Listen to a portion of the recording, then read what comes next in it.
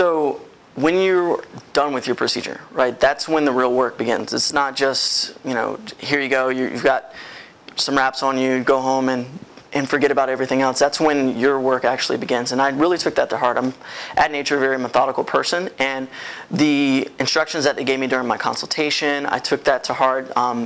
And then they even give you sheets on what to expect overall, but also a day-by-day procedure of here's what you need to do today. And I followed that from, you know, from A to all the way to Z in terms of keeping the Bacitracin on the back of your head, you know, 4 times a day. I was actually putting it on more than 4 times a day. I kept it back there. It looked like layers of cake. And honestly, I did that. I went in and bought out all of the Bacitracin that CVS had, just because I wanted that to heal up very quickly. But also the saltwater soaks on top of your head, that's extremely important as well in terms of your hair. There are literally going to be holes in your head. You know, they don't hurt or anything, but they have to scab up, they have to heal over time. And what's going to help that process is to keep it moist, to keep it, keep spraying up there.